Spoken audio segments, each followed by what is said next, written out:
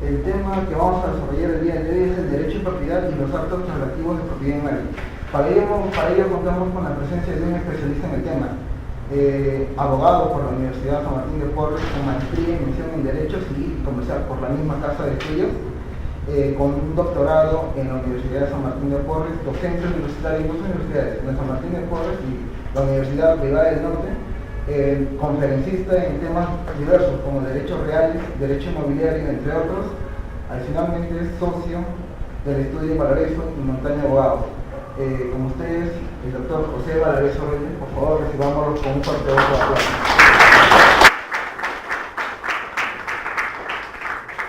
¿Qué tal? Buenas noches.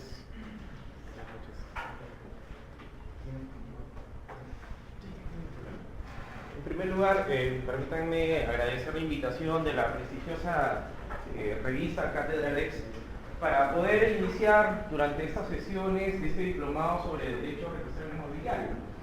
Y el primer tema que se me ha otorgado es hablar sobre el derecho de propiedad y los actos traslativos, ¿no?, de la propiedad inmueble. Comenzamos por ahí, siempre de lo más general a lo más específico. La intención acá no es venir a repetir conceptos de manera memorística. Lo que hace diferente en este mundo globalizado a los abogados es saber discernir, razonar de manera adecuada frente a diferentes tipos de situaciones que van a tener consigo una respuesta acorde con el derecho. Y para ello voy a jugar con dos elementos principales. Primero, ubicarnos en un universo clave. ¿Qué cosa es la propiedad? ¿Es lo mismo que el derecho de propiedad? No por ahí. Y luego voy a partir de dos cuerpos normativos que ustedes y yo tenemos que dominar de manera plena para poder entender a cabalidad esta figura, que es la Constitución Política y el Código Civil. Y por último, vamos a ir a ese polémico 949, que habla sobre lo que es la transferencia de los bienes inmuebles. Y vamos a, más que llevar a cabo un análisis exegético, ¿no? Las diapositivas ustedes han visto, yo no pongo mucha doctrina, simplemente lo que me gusta es interactuar con la finalidad de que los razonamientos, ¿no?, permitan llegar a, no una verdad absoluta, pero sí llegar a un consenso. ¿Qué significa un consenso? Un consenso donde todos identifiquemos las instituciones y veamos la relevancia que éstas tienen en el común denominador de las situaciones que en la vida diaria se presentan, ¿no? De que a mí, ¿qué me sirve saber de manera memorística el concepto de propiedad? Al momento de ejercerlo, eso no me va a valer de nada. Lo que me va a valer a mí es saber razonar cuándo estoy frente a un propietario, qué facultades tiene ese propietario y en qué manera el derecho ampara el ejercicio, ya lo vamos a ver, de esas facultades. Y son situaciones totalmente distintas a aprenderse, de manera memorística ese tipo de temas. Entonces vamos a dividir la exposición en dos grandes momentos. Primero, lo que es el derecho de propiedad, y luego vamos a concluir la parte ya más concisa, lo que significa los actos translativos de propiedad inmueble. Son dos grandes cuerpos, si vamos a decir así, en la cual vamos a reflexionar sobre esos temas de manera muy puntual. Y lo primero que quiero tomar a cotación, todo el mundo acá ha llevado derechos reales. Tengo entendido, deduzco, infiero, ya sea así. Entonces, por ende, yo quiero saber si es que hay alguna duda, no tengan el mínimo detalle de preguntar. ¿Está bien? ¿Por qué? Porque vamos a hablar un lenguaje conexo, fluido. No es la clásica de todo el mundo va a apuntar y yo hablar. No. El tema para poder enriquecer los conocimientos de ese tipo de figuras, y yo lo mencionaba al joven que me antecedió en el uso de la palabra, es que es un tema coyuntural. Y la palabra propiedad no es nueva. Entonces, miren ustedes el contraste que hay. Hoy, como entendemos, en febrero del 2016 la palabra propiedad, la institución de la propiedad, no es lo mismo que fue entendido, por ejemplo, cuando se dio el Código de 1984. Ojo, la seguridad jurídica, ahorita me lo he escuchado, ¿no? ¿Qué pasa con el 3313, el fraude inmobiliario? Nuestro sistema jurídico está preparado para afrontar la realidad. Por ahí he escuchado, y lo vamos a anotar, que ese 949 de transferencia de propiedad inmueble necesita, a gritos, miren lo que digo, una reforma en torno al manejo de sus características como tal. ¿El Perú está preparado para un sistema consensual? Esa sería otra pregunta hipotética. ¿Estamos preparados? ¿Hay seguridad jurídica en nuestro país que permita eso? ¿Por qué la 3313, a poco tiempo de dada, aún no ha llenado ese vacío como tal? El doctor González Barrón tiene un libro que habla, ¿no?, de la falsificación y habla sobre este tipo de figuras donde solo lo voy a resumir con una palabra: la realidad supera el derecho. ¿Sí o no? ¿Empezamos por ahí? Entonces, el tema ¿cuál está?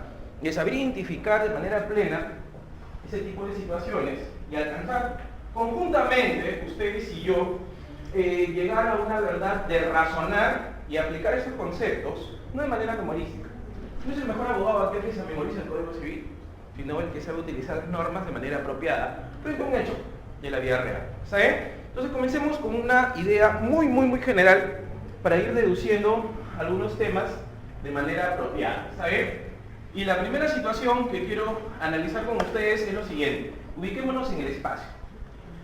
Yo abro el libro quinto del Código Civil y todo curso de derechos reales, de acuerdo a la universidad donde ustedes han estudiado, se divide en 4 grandes áreas como tal. Primero, la teoría general de los derechos reales, luego viene la posesión, viene la propiedad y termina con lo que es el tema de las garantías. ¿Está bien?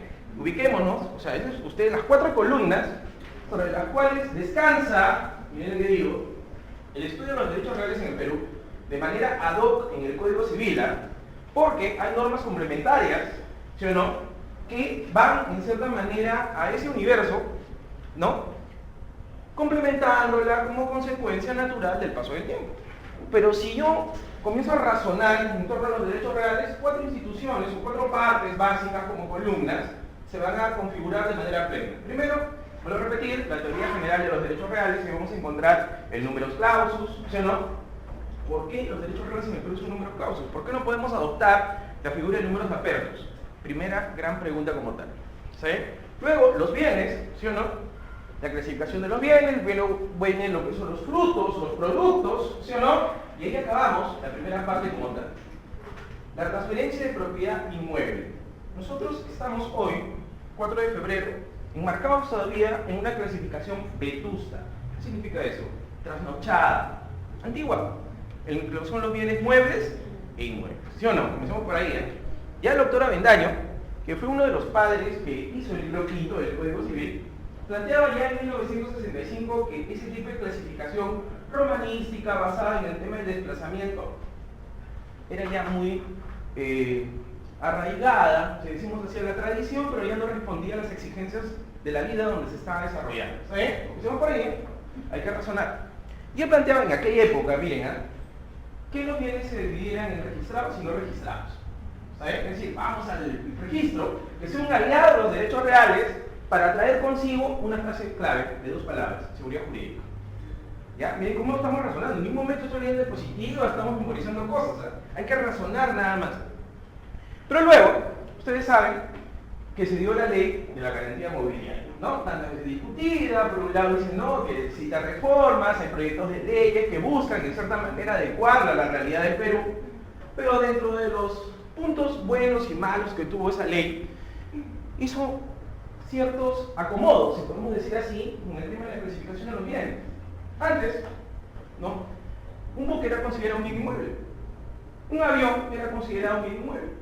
Luego que vino la garantía mobiliaria, entre comillas, si podemos decir así, que reemplazó a la prenda, ¿sí o no?, la Picnus romana, que van captando, ya en cierta manera comenzó a arreglar las cosas como tal, ¿no? En una entrevista el doctor Avendaño plantea que ya no era necesario pues esa teoría que él planteaba en 1965 de clasificar los bienes en registrados, sino registrados. Si uno revisa su código, si uno comienza a analizar estos temas, va a comenzar a ver que el tema no es exclusividad del Código Civil, ¿sí o no? Nosotros estamos en un sistema, lógicamente, de índole kelseniano, de mucha influencia, ¿no?, de ese teórico que nos habla de la norma fundamental, y ahí comienzan a desprenderse las otras normas que en materia de regulación comienzan a desprenderse. ¿Sabes? Nadie niega que la Constitución, la norma fundamental. Y otra pregunta hipotética para ir comenzando a discernir: ¿la propiedad es tocada en la Constitución? Sí. Sí es tocada en la Constitución. Entonces, hablar únicamente de que el Código Civil es el amo y señor de la regulación de estos temas es decir algo que no es verdad. Entonces, ¿qué es lo que busco? Doctor, entonces ¿están contradiciéndose ambas? No. Nuestra Constitución es del año 93, ¿sí o no? Infinidad de propuestas para reformar esos temas, ¿no? Hasta ahora no ha habido ningún cambio, pero la que estuvo vigente cuando se dio el código fue la del 79, ¿sí o no? Comencemos a razonar. Entonces, ¿qué es lo que pasa ahí? El contexto en que fue dado el Código Civil en tema de derecho de propiedad no es el mismo que ahora nos rige, ¿sí o no? Bajo una propuesta muy distinta. Doctor, ¿estamos en derecho constitucional? No, no estamos en derecho constitucional. Pero por una cuestión básica hay que comenzar a deducir la forma en la cual estas instituciones han venido a impregnarse con nosotros y de esta manera poder entenderlas y aplicarlas sobre todo de manera puntual. ¿Saben? Entonces, sigamos. Ya tengo bien claro los 4 temas fundamentales sobre los cuales se basa cualquier curso de derechos reales. La teoría general, lo que es el tema de la posesión, el tema de la propiedad y las garantías reales. 3 garantías que están en el código y una que está afuera, que como ya lo hemos mencionado, ¿dónde se encuentra? En la ley de la garantía mobiliaria. Entonces, hay que razonar nomás, hay que comenzar a ver esos temas. Y luego vamos a ver, siguiendo el esquema kelseniano, vamos a ir viendo de la Constitución hacia el Código Civil y ahí nos vamos a detener de manera plena. Las 2 grandes áreas que yo quiero conversar con ustedes, más que hacer una clase magistral, es conversar, dialogar y encontrar salidas, es el derecho de propiedad y los actos traslativos de la propiedad inmueble. ¿Está bien? A ver, propiedad y derecho de propiedad es lo mismo. Comencemos por ahí. Un razonamiento, me van a disculpar, vamos a sacar el saco, o si no, voy a terminar siendo una ameba, como dice mi querido amigo Enrique Barsi, ¿no? Así que vamos a ir analizando ustedes y yo algunos temas de manera puntual. Propiedad y derecho de propiedad es lo mismo. Yo sé de paso, mi querido amigo está escribiendo sobre derechos reales. Yo sé de paso. Entonces, razonemos. A mí me enseñaron eso, doctor. La propiedad es una facultad de usar, disfrutar, disponer, reivindicar un bien. 20, doctor. Mi profesor me puso 20. Pero si yo me aprendo cosas de manera memorística, no discierno realmente sobre la institución como tal. ¿Qué es lo que primero tengo que ver? Verbos. Hay 4 verbos ahí que me van a enseñar acciones. Acciones que supuestamente están respaldadas por el sistema jurídico, ¿sí o no? Miren ustedes, usar, disfrutar, disponer y reivindicar un bien. Entonces, esas 4 columnas, nuevamente, sobre las cuales descansa el ejercicio del derecho de propiedad, porque yo puedo ser propietario pero no ejercerla, ¿sí o no?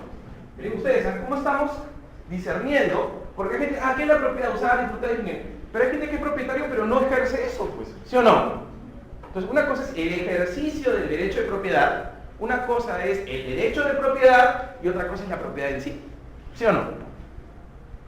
Si uno revisa el Código Civil, ¿no?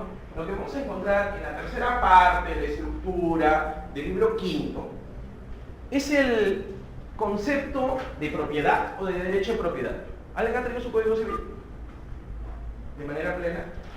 Venimos a un diplomado donde vamos a tocar esos temas, tenemos que traer nuestro Código Civil, pero si no lo han tenido, no hay ningún problema, yo lo voy a pasar, pero el tema es ir interactuando de manera apropiada estos temas. ¿Está bien? ¿Qué dice la Constitución Política? ¿Qué dice el Código Civil de 1984? Ya hemos hecho preliminarmente algunas acotaciones que necesariamente ustedes tienen que tomar en cuenta para poder entender en su real contexto estas 2 figuras. Ojo, el Código del 84 sabe que es la Constitución del 79. La ideología del 79 era muy distinta a la actual, ¿sí o no? Nosotros nos movemos en una economía social de mercado, ¿sí? La del 79 protegía más a la persona. Tenía una ideología totalmente distinta. Entonces, algunos expositores que son amigos del análisis económico del derecho nos dicen que la Constitución del 93 en temas de propiedad es mucho más abierta, ¿sí o no? Incentiva la inversión, pero por otro lado, los amigos tradicionales que regulan estos temas nos dicen que el derecho de propiedad en cierta manera está siendo descuidado porque puede llegar a cabo, ¿qué cosa? Y lo vamos a ver hoy día, en el abuso del ejercicio de un derecho, ¿sí o no? Tema notable. Estoy por seguro que todos los que estamos aquí presentes alguna vez en su vida hemos leído el título preliminar, ¿sí o no? Y es un tema básico, que muchas veces la gente no le toma la debida importancia que este tiene. En el artículo 2 nos habla del abuso del derecho, ¿sí o no? Mal escrito, dicho sea de paso, porque no debe decirse abuso del derecho, sino abuso en el ejercicio del derecho. Y por eso que yo les digo, ¿yo puedo abusar en mi ejercicio del derecho de propiedad? Sí, sí puedo hacerlo. Entonces, por ende, miren ustedes, parece un contrasentido, pero ¿puedo utilizar el derecho para causar un perjuicio a otra persona? Y que está debida y exclusivamente regulado como tal, es decir, entre comillas, simplificando las cosas, ¿permitido? Sí, sí se puede. Entonces, por ende, es necesario que cuando se presenten este tipo de cosas, delineemos de manera adecuada los conceptos ante los cuales nos encontramos como tal. ¿Está bien? Entonces, miren ustedes, ¿por qué me he tomado toda esta primera introducción, esta primera parte? Porque yo no quiero ir de frente a la institución sin dar las condiciones sobre las cuales vamos a examinarlos. Porque si el doctor, usted hace mucha filosofía, no tiene los pies en la tierra, yo no estoy diciendo eso. Pero una cosa es lo que dice la realidad y otra cosa es la base de conceptos que tú manejas. Y si no hay una correspondencia entre ambos, simplemente la gente va a estar divagando conceptualmente en un universo de datos y conceptos que van a quedar en el Código Civil, que van a quedar de repente en la 3313, que van a quedar, por ejemplo, en la Constitución, pero no van a enfocar de manera adecuada la institución como tal. ¿Sí? Entonces comencemos. Vamos a jugar bajo el tema de la escalera o pirámide de Kelsen. Vamos de lo más alto a, entre comillas, lo que le sigue en el nivel de importancia. Vamos a jugar, entre comillas, lógicamente, con la Constitución Política y luego nos vamos al Código Civil. ¿Sí? Vamos a ver un tema de manera adecuada. El artículo 70. ¿Está bien? El artículo 70.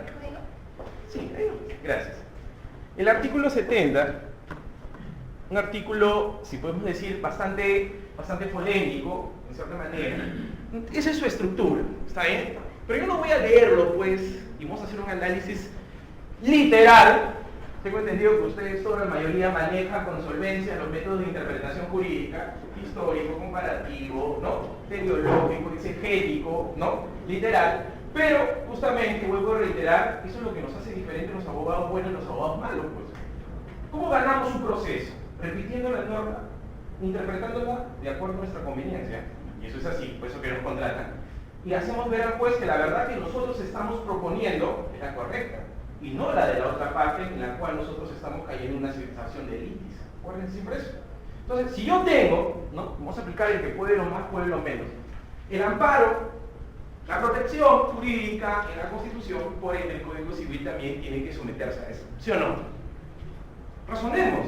Si dentro de esa escalera o pirámide de Kelsen la Constitución está en lo más alto, y hay un artículo que estamos preparando sobre los derechos reales en la Constitución, que debe de ser básico en ese tema, ¿no? Porque muchas veces se descuida. De frente, la mayoría de universidades de frente van al código, ¿sí o no? Pero creo yo es necesario tocar ese tema. Vamos a hablar de lo siguiente. Es inviolable. O sea, primero, de frente el escudo, como el Capitán América, protegernos, ¿no? Es inviolable. Es decir, la propiedad no puede ser, entre comillas, coactada, interrumpida por un ente extraño. Ojo, ente extraño, no digo persona natural. ¿Por qué digo ente? Porque una persona jurídica puede interrumpir mi ejercicio de propiedad. ¿El Estado puede ir en contra de mi ejercicio de derecho de propiedad? Sí. ¿Sí o no? Un ejemplo, la expropiación. ¿O no? Casos cerca. Lo que pasó con el aeropuerto, ¿sí o no? Lo que pasó con los dos túneles, ¿no? Ahora ya en funcionamiento, Santa Rosa y San Martín, que unen, ¿qué cosa? El RIMAC y San Juan de Lurigancho. Eso es un ejemplo. Dicho sea de paso, ¿hay una nueva ley de expropiación o no? Sí, hay una nueva ley de expropiación. Hay una nueva ley de expropiación. Por eso digo, ¿qué otro punto más tenemos que tomar en cuenta? Estar actualizados en esos temas. Bueno, si no estamos actualizados, no hay problemas. ¿Por qué? Porque si yo quiero aplicar retroactivamente algunos artículos, no me lo va a poder, entre comillas, dar de manera adecuada a esos temas. ¿Eh? Primero, dice, la propiedad es inviolable. El Estado lo garantiza. Vamos a resaltar dos palabras claves. La inviolabilidad de derechos. ¿Qué significa eso? Nos habla de un respaldo jurídico, no de una sola norma, no de un solo cuerpo normativo, sino de todo el sistema jurídico para amparar y proteger una determinada institución. Institución en este caso de tipo jurídico denominado como la propiedad. Eso se refiere. Y ahora nos habla de esa entidad, ¿no?, llamada Estado, que lo garantiza. ¿Cómo debo de concebir el término garantía en este contexto de universo, si decimos así, de los derechos reales? Garantizar tiene dentro del universo del derecho civil diferentes acepciones, ¿sí o no? Asegurar es un ejemplo. ¿Por qué hago yo una garantía real? Para asegurar el pago de una obligación que ha sido contraída, ¿sí o no? Lógico. Pero en este caso, ¿es ese contexto que me da el artículo 70 de la Constitución peruana? No, pues. Entonces, por eso le digo, mucho va a tener que definir el tema de la relevancia del contexto de la palabra que estoy utilizando. Dice, el Estado lo garantiza. ¿Qué cosas está dando acotación ahí? Que hay un interés tutelar del Estado de respeto de ejercicio de esta figura como tal. Y que todos los organismos que lo componen, saquémonos de la cabeza ese clásico concepto que es el Estado, la nación jurídicamente organizada. Ese concepto puede ser del colegio, señores. ¿Está bien? Disculpen que sea tan fuerte. Pero hoy estamos conversando entre colegas y futuros colegas. Ya no podemos manejar ese tema. Lo que nos está hablando ahí, como el contexto de Estado, nos está dando como respuesta lo siguiente. Nos está hablando de la institucionalización de un conjunto de poderes que están encaminados y viabilizados como una unidad y que respaldan el ejercicio de ese derecho. Lógico, eso es materia ya de teoría del Estado y todo lo demás. Pero en ese breve concepto, ¿qué es lo que estoy encerrando yo? Que el derecho de propiedad en un país tiene que ser respaldado por el Estado. Pues, si no, imagínense si viviríamos en una consecuencia negativa que solo linda con la ley de la selva. ¿Sí o no? Imagínense ustedes que una empresa transnacional venga y adquiera terrenos y que a la semana comiencen a haber invasiones respecto a los mismos. Y el Estado se queda cruzado de brazos y dice, bueno, es tu problema, tú lo compraste. Eso trae consigo seguridad jurídica. Ya, ahí voy. ¿Me entienden? Entonces, la utilidad del término va a jalar, disculpen el término tan soez, va a jalar consecuencias normativas, sociales, pero sobre todo de qué? De tipo de aplicación de la misma en el contexto como tal. Un ejemplo. ¿Por qué el Perú es uno de los países donde muchas veces las inversiones se rehuyen? Porque no dan, no manifiestan, no exteriorizan ¿qué cosa? Seguridad jurídica. ¿Proteger la propiedad trae consigo seguridad jurídica? Sí, deduzcamos, ¿me entienden? Entonces, por ahí viene la utilidad. ¿Qué más? Se ejerce en armonía con el bien común y dentro de los límites de la ley. El bien común. Y el otro vamos a tomarlo como límites de la ley. Esas son las dos términos básicos. Hay gente que se memoriza el 70. Lo he feito, porque yo cuando he enseñado varias veces este curso, he visto gente que, bueno, pues tiene algunas tendencias a la robotización y el artículo 70 se lo prende desde las comillas hasta el final, pero no encierra el mensaje que tiene común. Si nos dice el bien común, que es un término que ahorita no vamos a explicar, porque encierra, pues, sería un mes para hablar del bien común como tal. Simplemente la idea general que nos traen consigo es que haya armonía en el ejercicio del derecho de propiedad y que nadie se vea perjudicado con el ejercicio del mismo. Hay infinidad de acepciones o conceptualizaciones de lo que es el bien común. Lo que trae acotación aquí con los derechos reales es que ese ejercicio del derecho de propiedad no afecte los intereses de los demás donde tú lo estás ejerciendo. Eso significa. Y por último, dentro de los límites de la ley. Muchas veces dicen, doctor, la ley y la norma es lo mismo. Y este es un término ya, este es un tema también, que muchas veces trae consigo algunas anomalías contraídas en los cursos de introducción al derecho.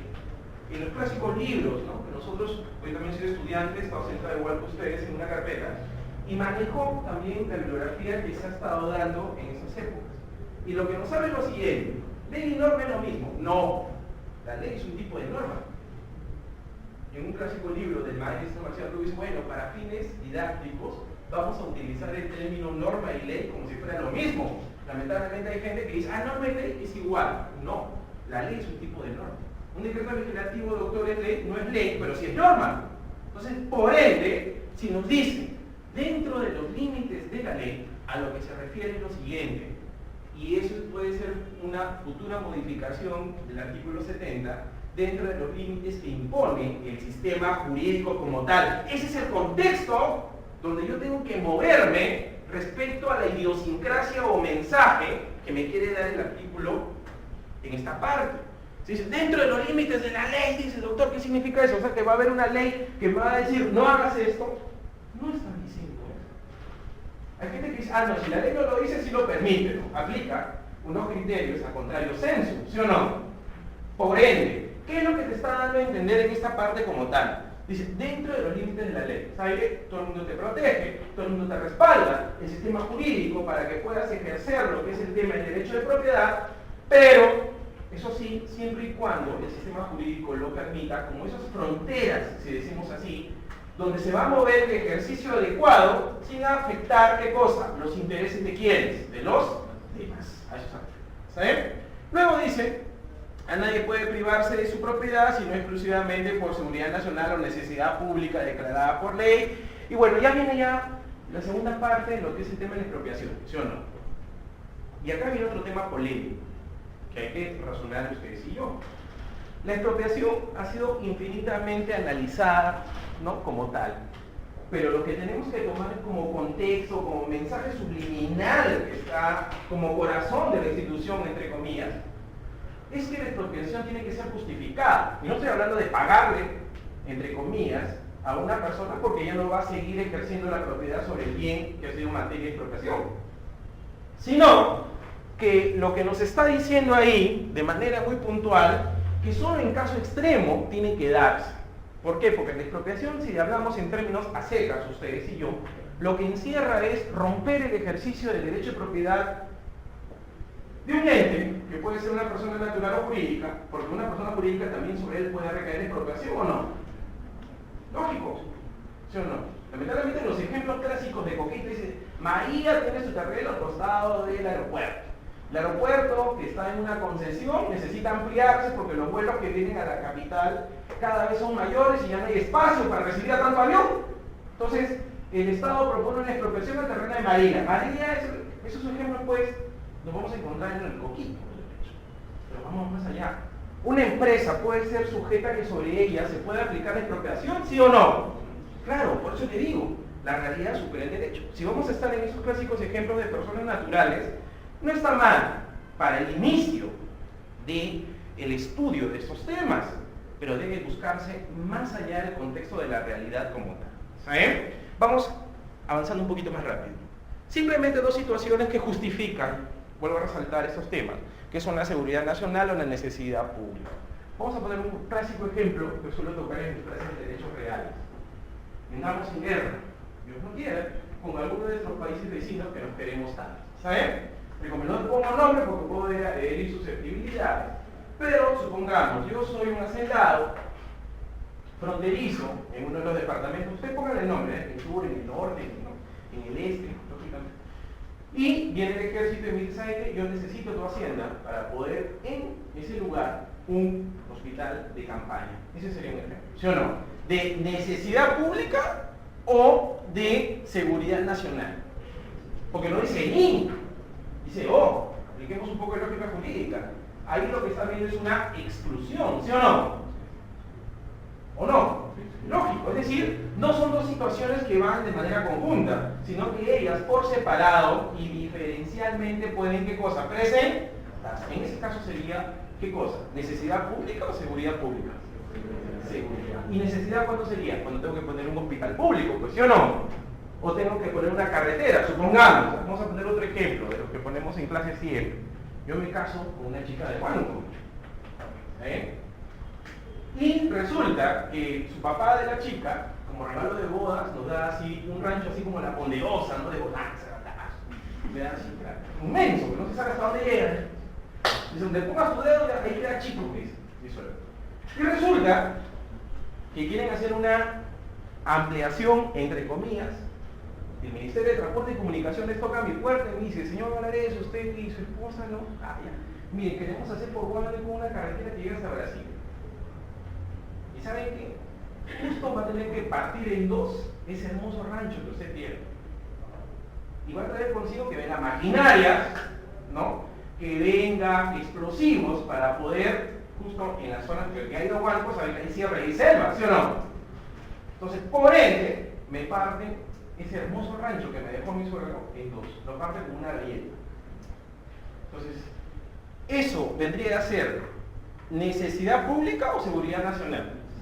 Necesidad, ¿por qué? Porque el tema de las comunicaciones, por ejemplo, es un tema básico como tal, ¿no? Ese es un ejemplo de lo mucho que puede haber. ¿Qué tal si yo quiero poner una tubería, sí o no? Quiero, por ejemplo, crear un regadío, ese es un ejemplo clásico como tal.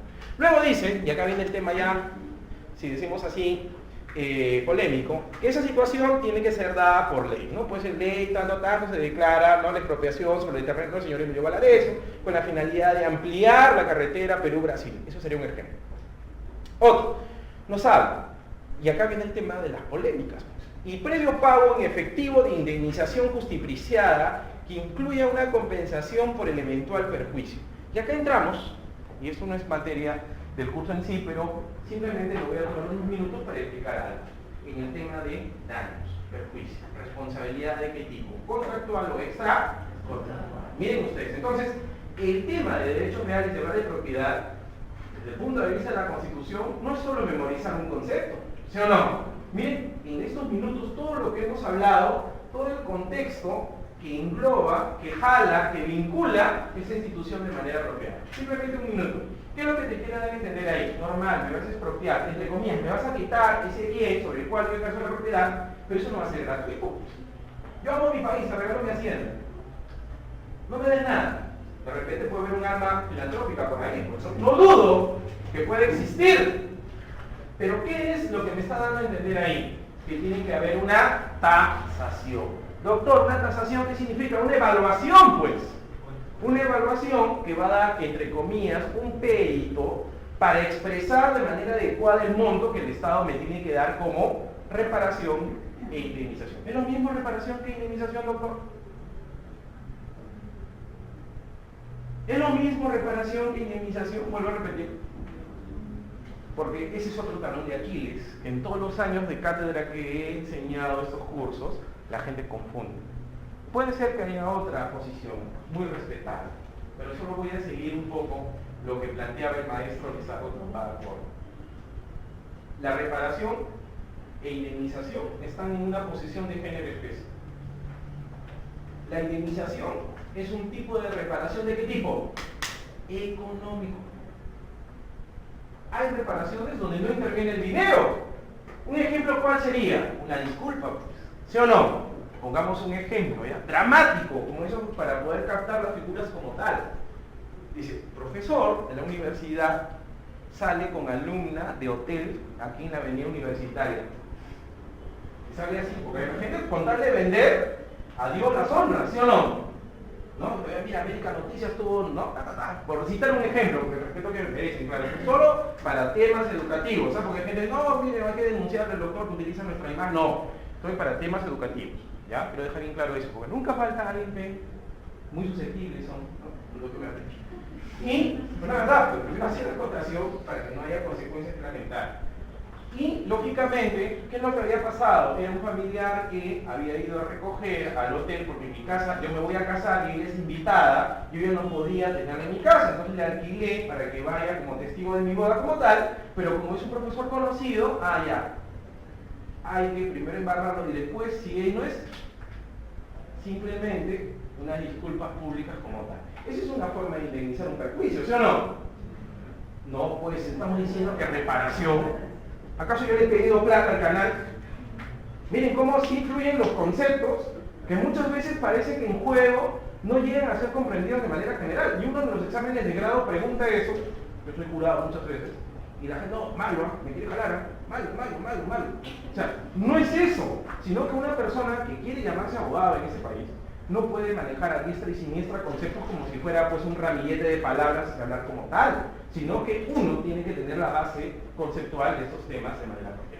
¿Sí? Y ya para terminar, entonces, en el mejor de los casos, ¿qué es lo que habla? Se te da un dinero en compensación por el perjuicio económico patrimonial que se va a dar sobre esta situación de manera clara. ¿Sabes? Debidamente justificada, dicho sea de paso.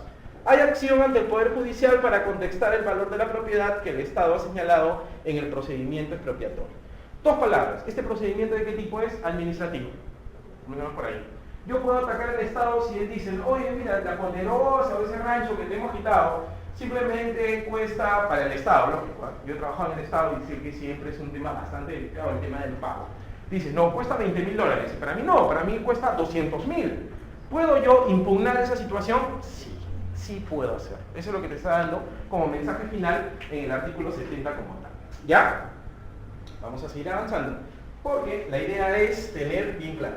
Bueno, la propiedad de los extranjeros, ¿ya? Voy a tocar dos ideas generales nada más para ir avanzando. El primero es el siguiente. ¿Los extranjeros tienen la capacidad de ser propietarios en el país? Sí, pero tienen límites. Esos límites están justificados, ¿por qué? Porque muchas veces ellos, por tener otra nacionalidad distinta a la peruana, no pueden ejercer la propiedad, por ejemplo, a 50 kilómetros de la frontera. Pongamos un ejemplo. Me voy al sur, me voy a Arica. Y un chileno, que es amigo mío, quiere comprar, entre comillas, un hangar o un almacén cerca de la estación de Santa Rosa. Quien ha ido de Tacna a Arica no podría ir a comprarlo, ¿sí o no? ¿Por qué? Por cuestiones constitucionales de protección al Estado peruano como tal. Ese sería un ejemplo. ¿Está bien? Ahora, eso trae consigo de que esta persona no pueda adquirir propiedades en el Perú.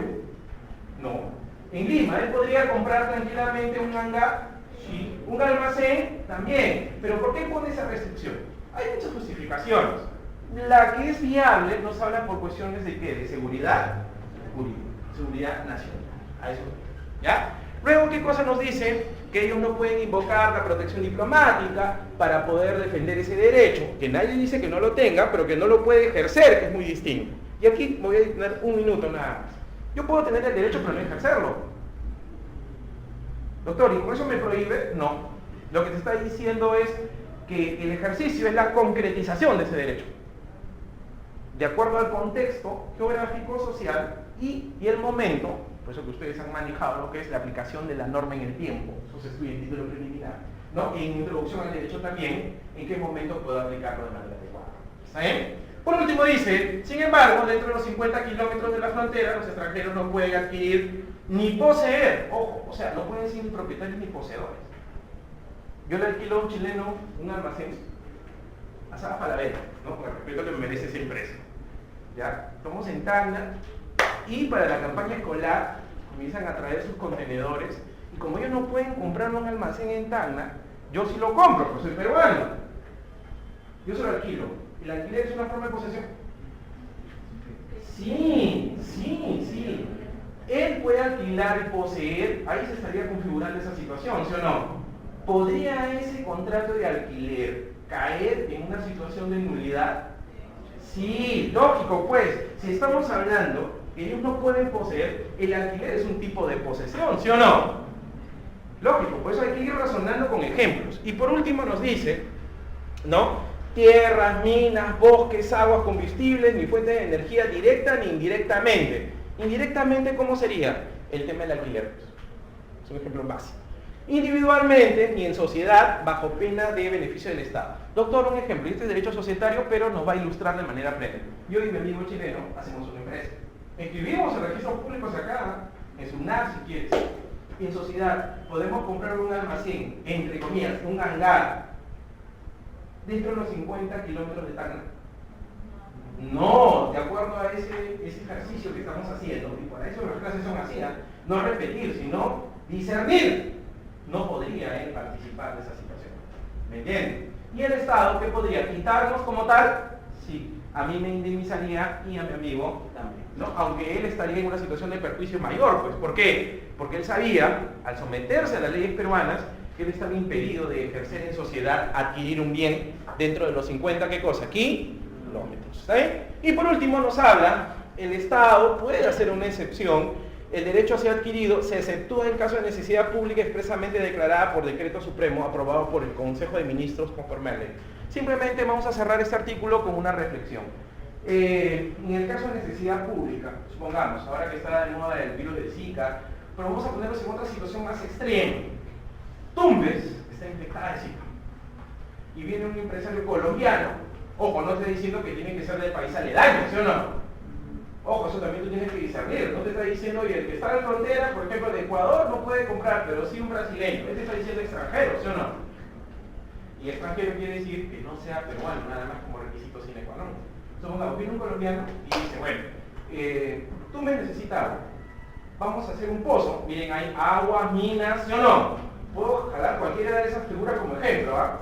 Y dice, no, mira, Emilio, tú y yo vamos a asociarnos, vamos a poner una empresa de motobombas y vamos a abastecer a la ciudad de Tumbes del agua que no tiene, porque supongamos fenómeno del Niño como tal. ¿Está bien?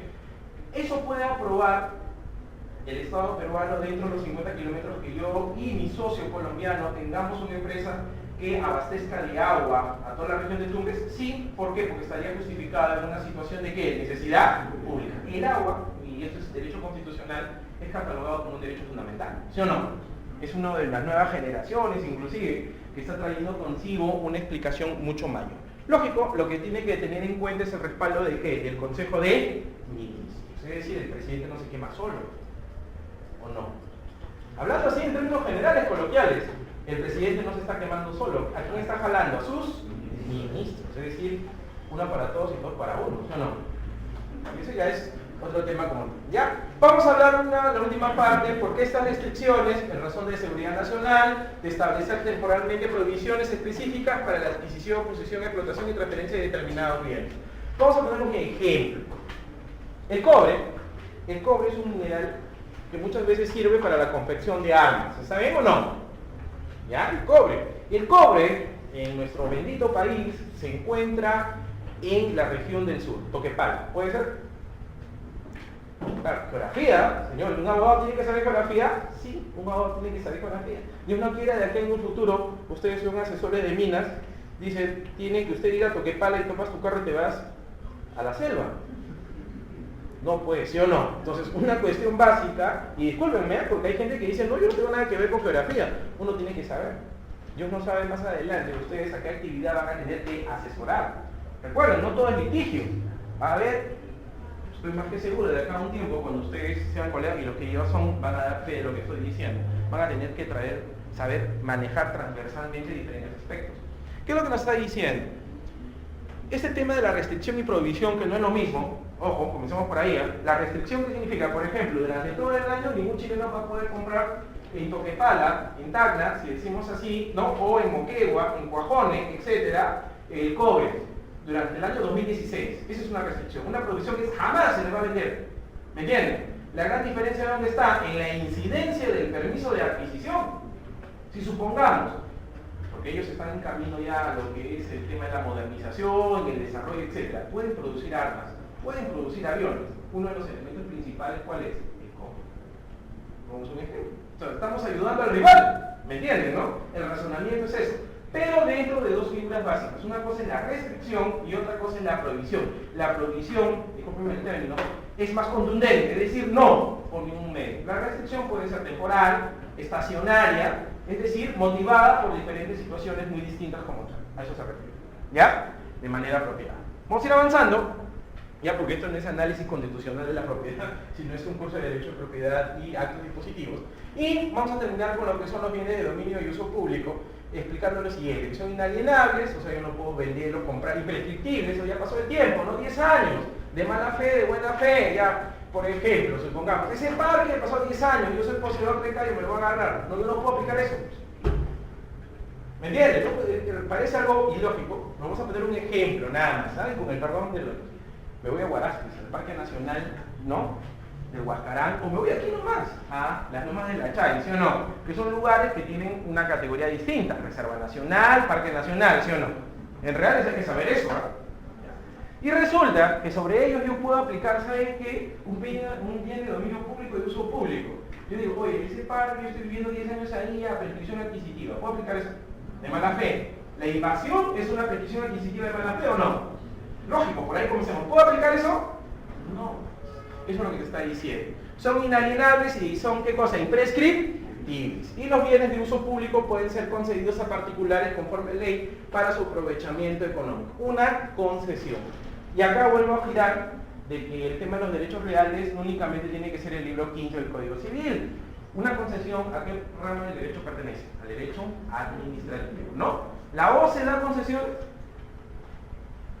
No, pues la OCE es la Oficina Supervisora de las Contrataciones del Estado. Ojo, por ejemplo, yo así nomás le suelto una pregunta, hay gente que dice, sí. No, pues, hay que saber estar dentro del sistema jurídico nacional. ¿ya? Y la concesión viene a ser un permiso que da el Estado para la explotación de un determinado recurso natural, a eso se refiere, ¿ya? De manera que de repente el Estado no cuenta con la tecnología y la infraestructura del caso para la explotación. Un ejemplo, cuando uno va habilitando ese tema del tren eléctrico, la concesión de las vías en materia de carreteras, lo hace una empresa peruana, que yo sé que lo hace la Odebrecht, ¿sí o no? Lógico, quien ha entregado la concesión ha sido la Municipalidad de Lima, ¿saben? Pero el tema ¿dónde está? Que la concesión es el permiso de explotación de una determinada figura con el objetivo de obtener ¿qué cosas? Provechos que el Estado no pueda alcanzar por la falta ya sea de dinero o infraestructura como tal. A eso me refiero. ¿Ya? Hasta aquí hemos visto de manera muy puntual algunos temas que lo que yo he tratado de darles es el contexto general de cómo lo trata la Constitución de manera adecuada. Vamos al Código Civil, ¿no? Por ahí ha debido de empezar, doctor, ¿no? He justificado que el inicio de mi ponencia ha tenido que basarse en un criterio primero de ubicación en el contexto de los temas, las 4 columnas sobre que descansan los derechos reales, y luego hablar del sistema jurídico que enseña lo que nos regula, ¿no? La pirámide o la escalera de Kelsen, en el cual de la norma fundamental vamos a ir hacia la norma que le sigue en peso dentro de del sistema jurídico nacional. ¿Sí? Ahora entremos al libro quinto del Código Civil. Una pregunta de cultura general. ¿Quién escribió el libro quinto del Código Civil peruano? De la Puente de la Valle. ¿Alguien más? Frotemos la lámpara o miremos arriba a ver si cae la respuesta. ¿Quién?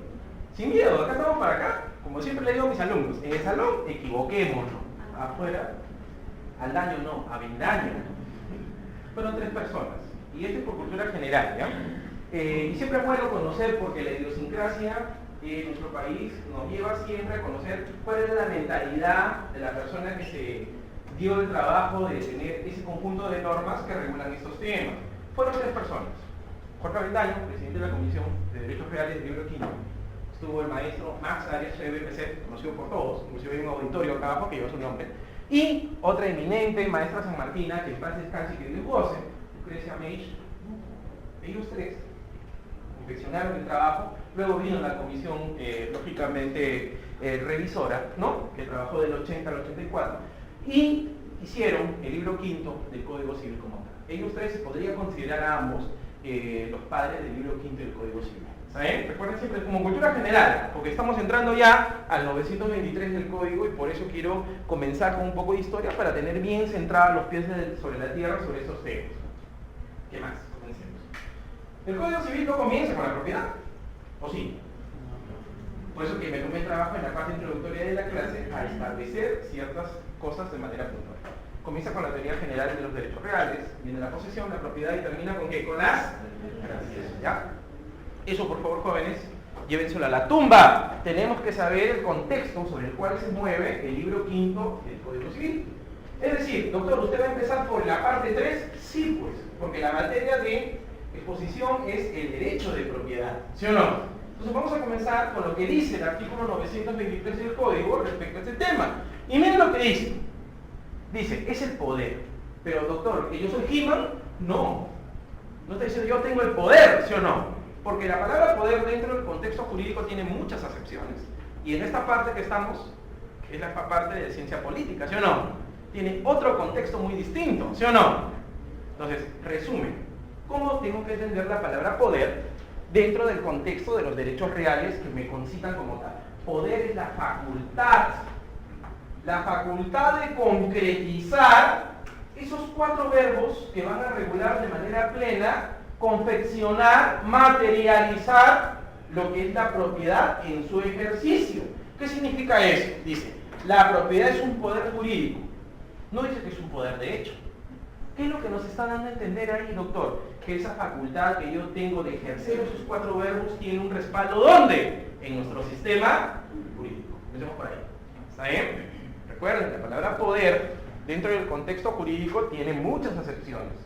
Estamos tomando ese de facultad como sinónimo para poder llevar a cabo una concretización de esa situación.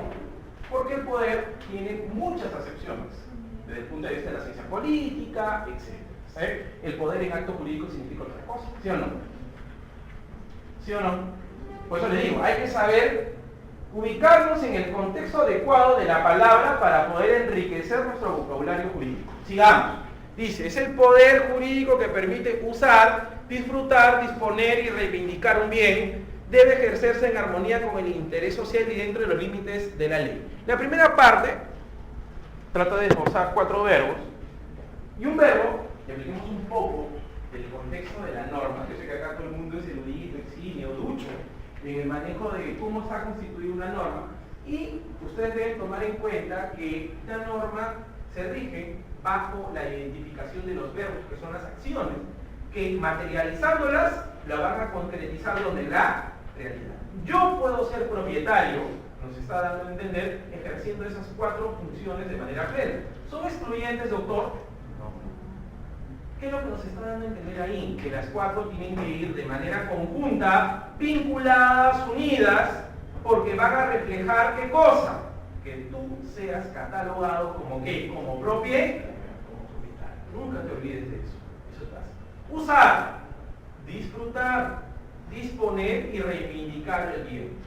A ver, esos 4 verbos tenemos que analizarlos uno por uno para poder determinar el contexto en el cual se mueven. El uso es una figura que también está regulado dentro del Código Civil, ¿sí o no? En un capítulo posterior ustedes van a encontrar en el Código qué cosa es el uso.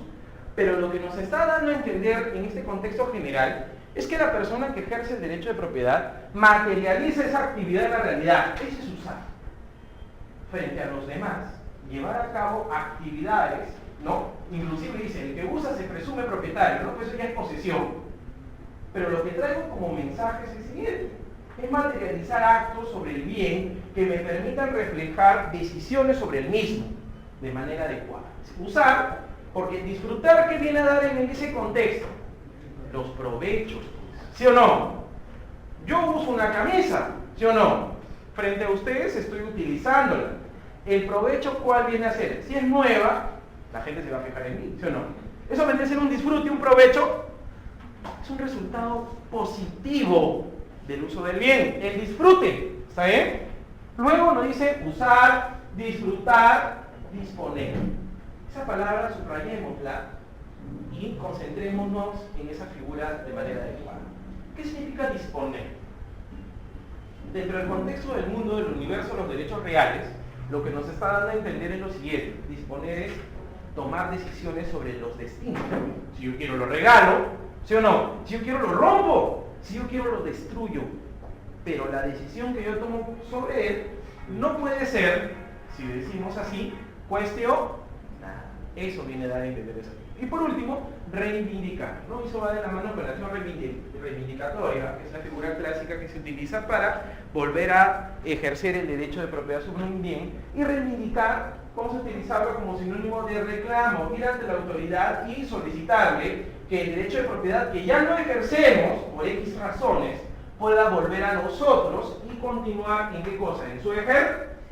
Entonces miren ustedes, estas 4 figuras como tal que hemos venido analizando y que en realidad son verbos, encierran en sí, cada uno de ellos, como 4 columnas, si podemos utilizar una analogía o graficar esta situación, que juntas van en cierta manera a configurar la realidad del derecho de propiedad. ¿Está bien? De manera plena. Luego dice, debe ejercerse en armonía con el interés social y dentro de los límites de la ley. Doctor, ¿ha retrocedido usted el cassette? No. ¿Qué vemos ahí? Lo que vemos ahí es el contexto, la influencia, diría yo, del contexto social de la Carta del 79. Nos está hablando y privilegiando que lógicamente dice en armonía, es decir, sin perjudicar a los demás. Y por último, lo que nos está diciendo dice, y dentro de los límites de la ley, algo que ya lo hemos explicado ¿dónde? Cuando analizamos la propiedad en la Constitución. ¿Saben? Entonces eso por favor ténganlo siempre. Doctor, ¿cómo puede usted definir límites de la ley? Son fronteras, son, si podemos decir, barreras que van a traer consigo hasta dónde puede moverse, si decimos así, ese contexto de ejercicio del derecho de propiedad, y que necesariamente tienen, de manera muy puntual, de manera muy precisa, que ser respetados y ejercidos con la finalidad de que toda la sociedad se encuentre en equilibrio. Doctor, que viene a ser usted es trapecista, no. El equilibrio lo que nos está dando a entender es, mientras que yo ejerzo mis derechos, no perjudico los tuyos de manera, ¿no? Porque si hablamos de equidad y hablamos de igualdad, que no es lo mismo, nos quedamos pues toda la hora hablando de esos temas, los filosóficos, y no es materia de esta clase. Así que la idea ¿cuál es? Simplemente trasladar en conceptos sencillos las instituciones que estamos estudiando. Vamos al ejercicio abusivo del derecho de propiedad. Y acá voy a citar nuevamente al señor González Barrón, que tiene un artículo muy bueno sobre el derecho de propiedad con proyección social, así se llama, lo único que he leído de él. Y el doctor, muy bien, plantea de que la propiedad, ¿por qué es un derecho con proyección social? Y siempre se me quedó grabada esa frase, porque yo no puedo ejercer de manera aislada mi propiedad, pues. Usemos un razonamiento lógico. El ser humano, la persona jurídica o natural, siempre se mueve dentro de un contexto social, ¿sí o no? Entonces, el acto que realice o la actividad que realice va a tener una repercusión en los otros que conviven con él o no. Ya, entonces miren, ese mismo razonamiento que lleva ese autor en ese buen artículo, en el cual dice, no, el derecho de propiedad es un derecho con proyección social. ¿Qué significa? Mientras que tú lo ejerzas, busca siempre que el mismo sea de tal manera que no perjudique o afecte a otros. Eso es lo que está diciendo de manera adecuada. Siguiendo ese mismo razonamiento, el ejercicio abusivo del derecho de propiedad. Y eso también lo hemos tocado al inicio de la clase. Y voy a citar algunas situaciones de manera muy concreta. El artículo 2 del título preliminar, tantas veces defenestado, ¿no? Por ahí mi querido amigo Leisa Medón decía, no, ya no debe haber ya título preliminar, ¿sí o no? En cambio, el maestro Juan Espinosa, de San Martín, él dice que sí, ¿sí o no? Tiene inclusive un libro que se llama, ¿no?, Análisis del título preliminar del Código Civil. Entonces, de paso, te recomiendo su lectura. ¿Qué es lo que planteo? Dice, el ejercicio abusivo del derecho. O sea, yo puedo utilizar el derecho para el mal. Yo puedo sacar provecho del derecho. Miren, miren el tema un poco del carapel del cuerpo, ¿no? Yo puedo utilizar de mala fe el derecho para perjudicar a los demás. Sí, lógico, sí puedo hacerlo, pues. Es decir, ¿el Estado respalda un abuso del derecho? No. Pero eso mucho va a depender de cómo es el contexto en el que se mueve ese ejercicio de manera adecuada. ¿Qué es lo que nos está dando a entender? Miren, aquel que sufre o está amenazado de un daño, un perjuicio, responsabilidad civil, ojo, ya hemos tocado, que no hablar de reales simplemente bienes, ¿ah? Ya hemos demostrado que acá entra derecho constitucional, derecho administrativo, responsabilidad civil contra y extracontractual, ya lo hemos demostrado hasta con ejemplos.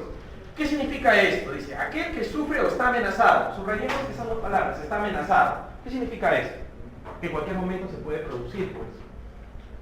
¿Me entienden? Supongamos, ¿ya? Arriba mío, yo vivo en un edificio, vamos a poner el tema de la propiedad horizontal, ¿ya? Hay un señor que quiere hacer su jacuzzi. Es un playboy, ¿no? ¿Ya? Y mi cuarto está justo debajo de su dormitorio, donde él quiere poner su jacuzzi. ¿Está bien? Y lamentablemente el techo no resiste por su construcción en los materiales que se utilizó las filtraciones de agua. ¿El jacuzzi va a traer consigo filtraciones de agua o no? Ya, ¿qué digo? Yo quiero conseguir un puesto que me la gana en mi departamento, no me puede decir a mí eso, ¿sí o no? Porque lo contrario, ¿qué perjudicaría? Mi ejercicio de derecho de propiedad. Otro ejemplo clásico sería en los casos de las áreas comunes. Ustedes lo van a ver en el derecho de propiedad, en la propiedad horizontal. Supongamos, vamos a poner otro ejemplo. Yo me peleo con mi vecina que vive arriba mío y voy a poner un letrero, por acá no pasa fulana de tal. ¿Podría yo hacer eso? No, ese es un ejemplo. Otro, vamos a poner así, ejemplos de la vida real, ¿eh?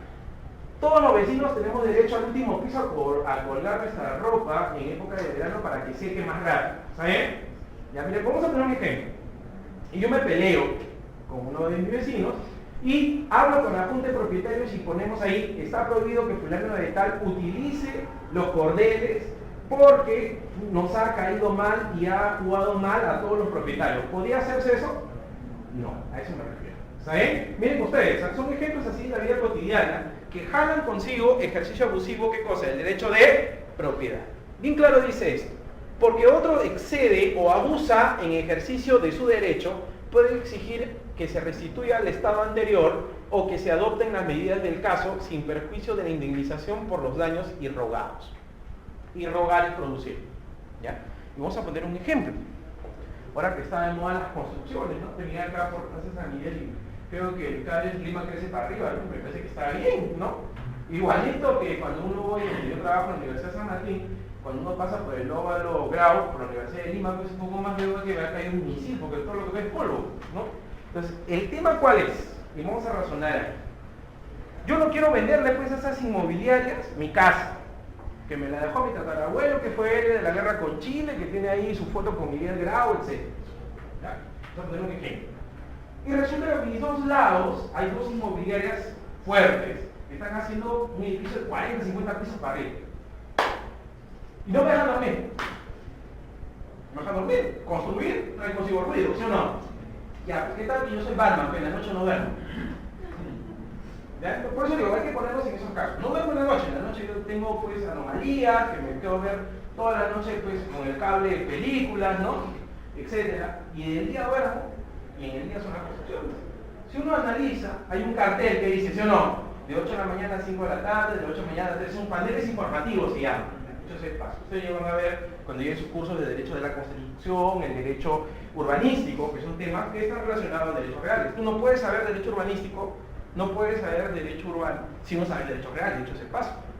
Y resulta lo siguiente, ese ruido ha hecho que se caiga el cuadro de mi abuelo con Francisco Veronese, con Miguel Grau, no me deja dormir así, y la inmobiliaria me dice, yo estoy ejerciendo mi derecho de propiedad sobre esa área.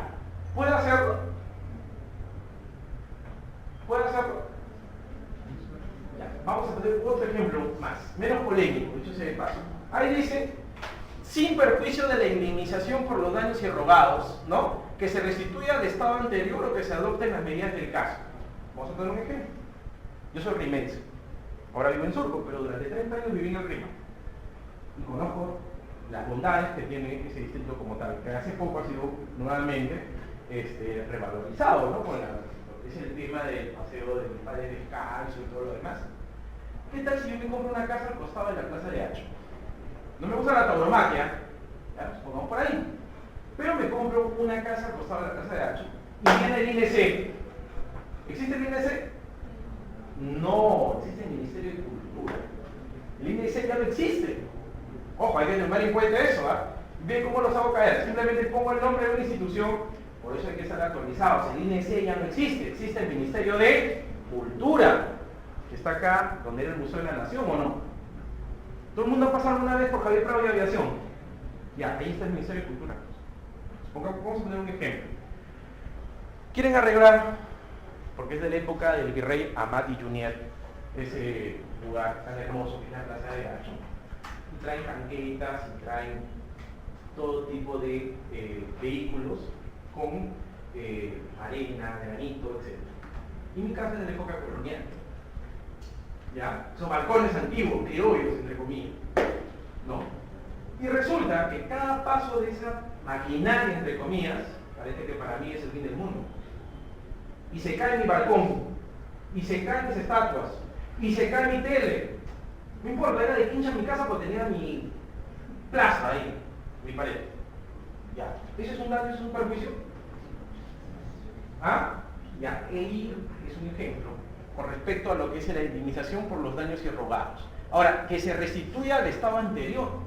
Un ejemplo, ¿qué tal si mi casa estaba al costado de una pared de la Plaza de Hacho y para una manutención se cayó todo el desmonte para mi lado? Y me quedé sin cocina, me quedé sin baño y todo lo demás. ¿El Estado tiene que restituirme esos dos lugares de manera plena? Lo puede hacer dándome dinero o en todo caso, ¿qué cosa? Llevando a cabo las reparaciones del caso. ¿Está bien? Miren ustedes, ¿eh? Cómo estamos manejando esos temas de manera puntual. ¿Ya? Ojo, por eso les digo, el ejercicio abusivo del derecho de propiedad permite en cierta manera llevar a cabo perjuicios, sí. A ver, vamos a las restricciones, ¿ya? Una restricción, ya hemos dicho, es muy distinta a una prohibición. La restricción puede tener como efecto un tiempo, estacionario, etc. ¿Está bien? Una restricción legal, por ejemplo, sería Ojo, no en el caso de la propiedad, estoy poniendo un ejemplo así en voz alta, ¿ya? Prohibir la pesca, la veda, ¿es una restricción legal? Lógico, pues, ¿es una restricción legal que es eterna? No, es momentánea, ¿sí o no? El ejemplo típico, prohibido comer camarón en enero, febrero y marzo.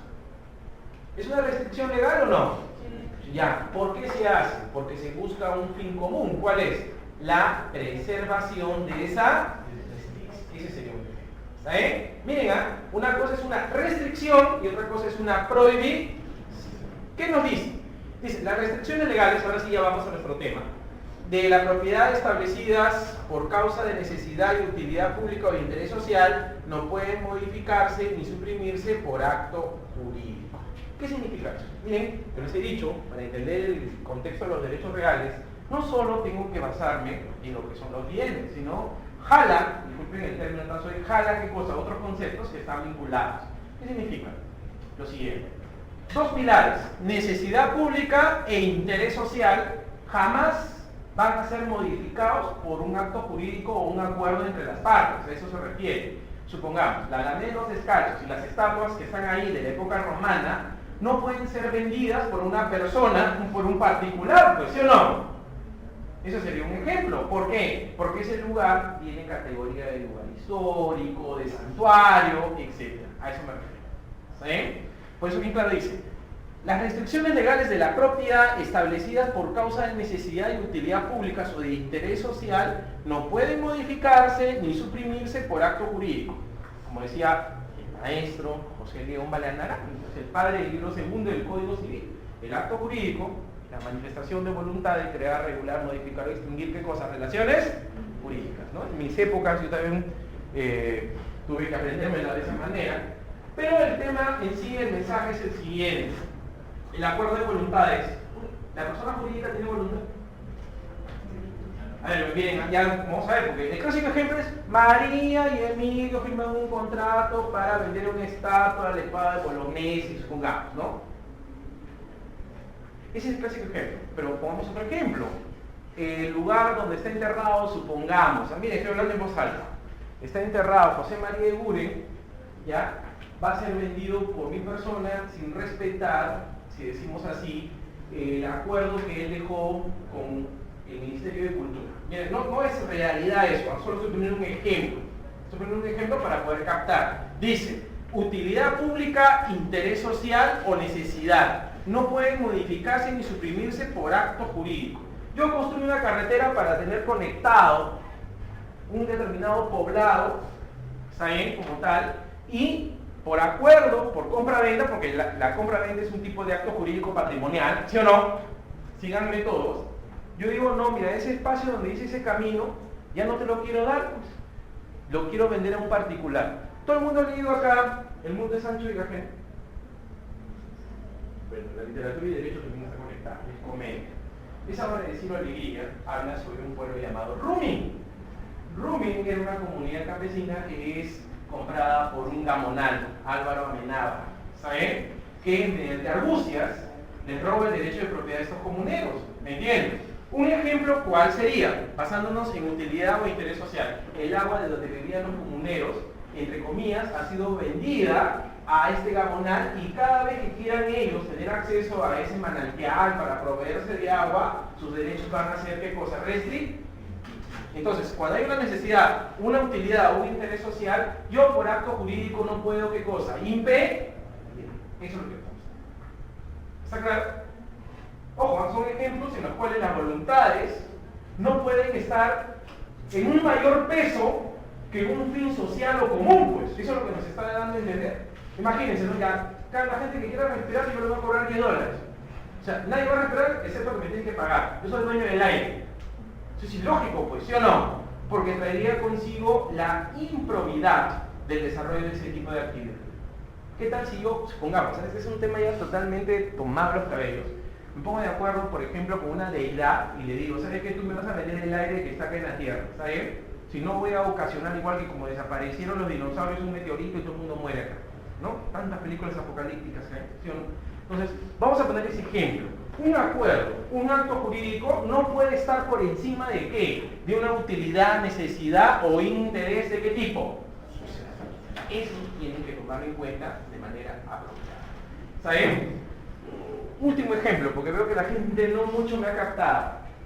¿Quién ha ido a Santa Eulalia? ¿Quién ha ido a Chosica? Sabe que por ahí hay una represa hidroeléctrica, ¿sí o no? Ya. Supongamos que yo soy dueño de ese lugar donde se va a instalar esa represa hidroeléctrica y yo me pongo en mis 5 sentidos y no quiero vender al Estado. El Estado me da un cheque en blanco, ¿no? Y quiere ir inclusive a expropiación, pero yo le vendo a un particular antes que venga el Estado, para que ese particular se agarre con el Estado en el tema de expropiación como tal. ¿Va a valer ese segundo contrato o va a valer la expropiación que busca el interés común, el interés social, la utilidad social? ¿Cuál va a valer? Interés social. ¿Ya? Entonces miren ustedes los ejemplos para tomarlo en cuenta.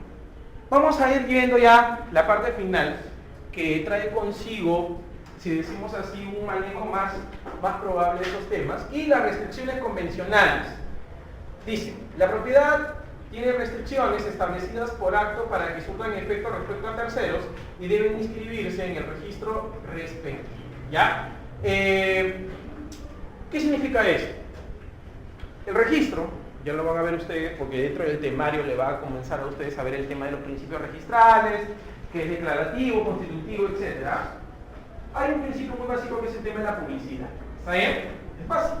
Que no dice que todos sabemos todo, no. Que todos podemos tener acceso a la información. Así tiene que ser entendido. Yo me acuerdo mucho que la gente dice, ¿qué es el principio de publicidad? Ya todos conocemos todo. ¡No! El principio de publicidad nos habla que todos tenemos la posibilidad, pagando los derechos, de tener acceso a la información que nosotros queremos de manera apropiada. ¿Está bien? Y dice lo siguiente. Una restricción convencional es fruto del acuerdo que puede darse entre dos personas naturales o entre dos personas jurídicas, con sus representantes, claro está, mediante un acuerdo, un convenio, de manera precisa, de manera adecuada. ¿Saben? ¿Y qué es lo que dice? Las restricciones al ejercicio del derecho de propiedad, o la propiedad en sí, establecidas por acto para que surtan efecto frente a terceros, deben inscribirse en el registro respectivo. ¿Qué significa? Supongamos, la clásica figura, el registro de propiedad inmueble. Yo quiero vender una casa, yo quiero comprar una casa, yo quiero alquilar una casa. ¿Saben?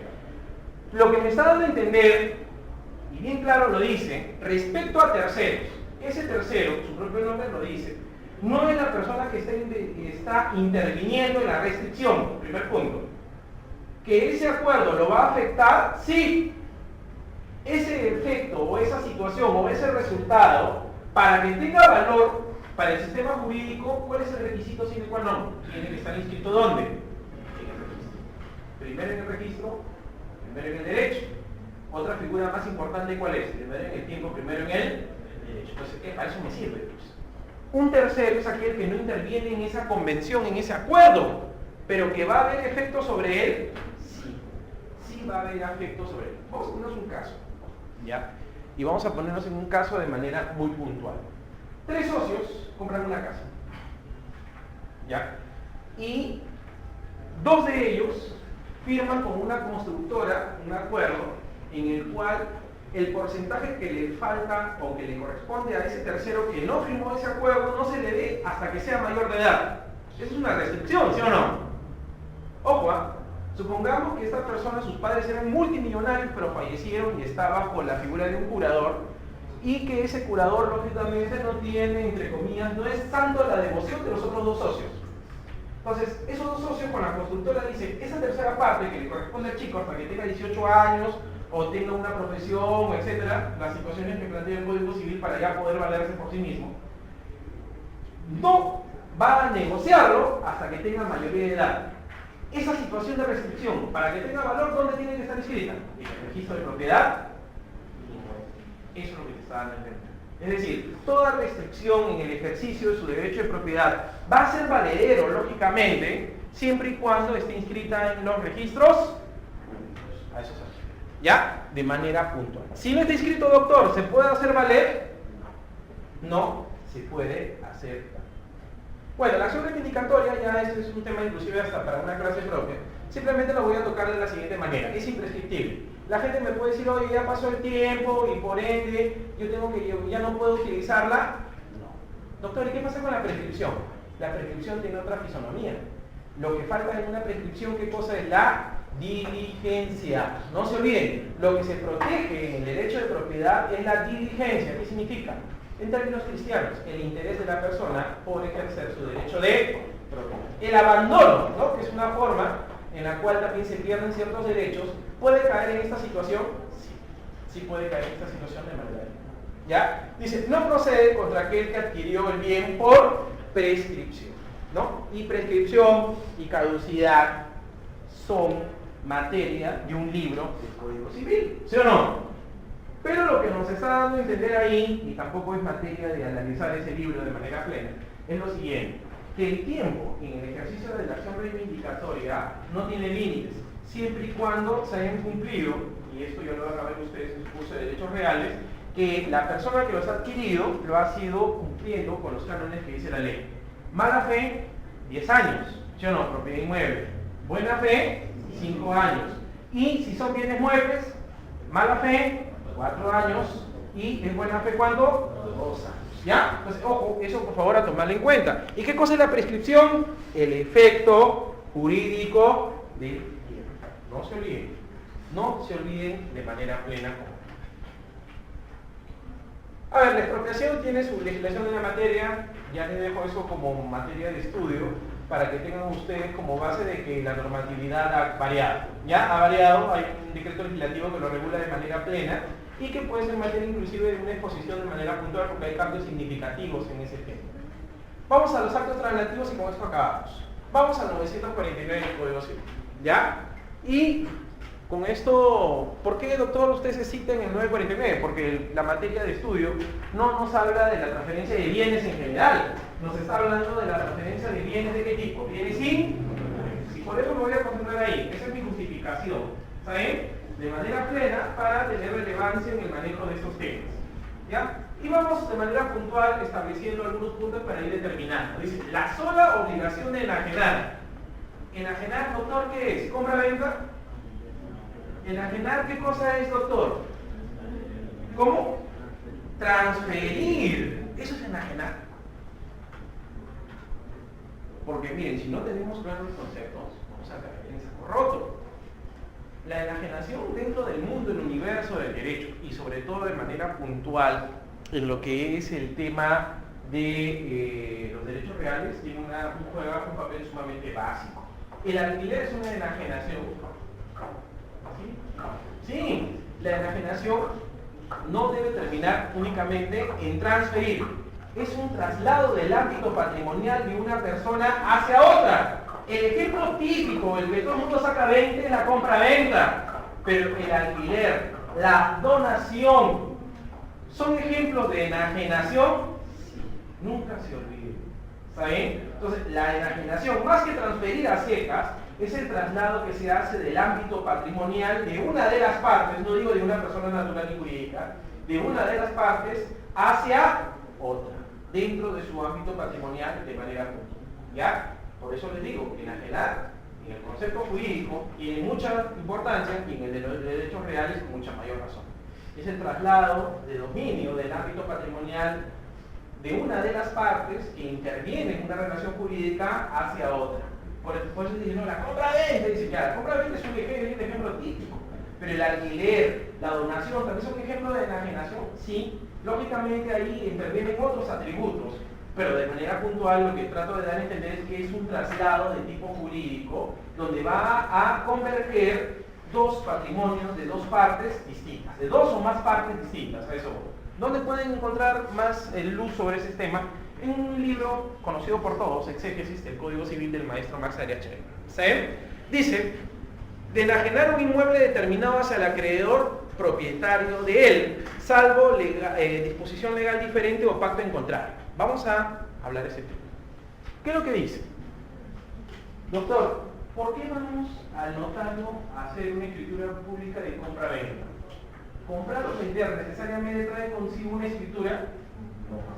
La compra-venta puede ser simplemente oral, ¿sí o no? Ojo, estamos en un contexto de qué forma, consensual, comencemos con eso. 2, la obligación, y acá tenemos que tomar en cuenta la relación jurídica patrimonial que se dan entre las partes, de acuerdo al contexto como fue diseñado para los bienes inmuebles, la sola aceptación ya trae consigo, ¿qué cosa? Un compromiso de traslado, ¿sí o no? Doctor, entonces, ¿por qué recurrimos al notario? Porque vivimos en un ambiente de ¿qué? De inseguridad jurídica. Y el notario es un fedatario, ¿sí o no? Él lo que hace es dar fe de la voluntad que se va a ver reflejada en esa minuta, en ese documento, ¿no? En esa escritura. Más no, y ahí está, para que ustedes vean, te está diciendo, por la compra-venta de un bien inmueble necesariamente tiene que intervenir el notario, ¿sí o no? ¿Necesariamente tiene que haber escritura pública? Tampoco. Lo que te está dando a entender es que la voluntad debe primar sobre qué, sobre cualquier otro instrumento jurídico, pues. Ahora, ¿cuál es el riesgo? De que vivimos en un contexto social, lamentablemente, donde la palabra muchas veces no es respetada ni es honrada. Lo que nos lleva como sociedad ¿a qué? A recurrir a otros funcionarios, en este caso fedatarios, para poder hacer respetar los acuerdos que como libertad de voluntad se dieron entre quienes, entre las partes. A eso se refiere, ¿ya? Entonces, ¿qué es lo que nos dice? Miren, yo solo estoy haciendo un análisis exegético del 949 y dice lo siguiente: la sola obligación de enajenar un inmueble determinado hace al acreedor propietario de él. La obligación, no se está diciendo que necesariamente ya tiene que concretarse con el dinero o cuando tú te das la llave, no, tú aceptas. Ojo, lógicamente, tiene que haber un 100% del uso de facultades, es decir, la persona tiene que estar en el 100% del uso de sus facultades como tal, porque podría caer en un vicio de voluntad, ¿sí o no? Un ejemplo, borracho, drogado, ¿sí o no? Firmar o decir, sí te vendo, dice, no, pues, ¿sí o no? Porque en ese caso la persona no está actuando sobre ¿qué? El 100% de su capacidad. Ese sería un ejemplo. ¿Sí? Entonces, ¿qué es lo que nos dice? La sola obligación de enajenar un inmueble determinado hacia el acreedor lo hace propietario de él, salvo disposición legal diferente o pacto en contrario. Y vamos a poner un ejemplo, y con esto termino. La compra-venta con reserva de propiedad. No te vuelves propietario hasta pagar todas las cuotas, ¿sí o no? Ya, pues es un ejemplo que nace de la ley te lo impone, nace del acuerdo entre las partes. Y el clásico ejemplo, cuando uno compra un departamento, ahora que hemos visto en estos proyectos, en los cuales lógicamente dicen, tú vas a ser propietario hasta que termines de pagar las 20, 25 cuotas que estás comprometido para tu departamento como tal. ¿Cuándo eres propietario? Cuando has comenzado inclusive puedes ser poseedor, ¿sí o no? Pero no eres propietario, pues. ¿Cuándo vas a ser propietario? Una vez que concluyas el pago de las 25 cuotas. Ese sería el ejemplo. ¿Sí?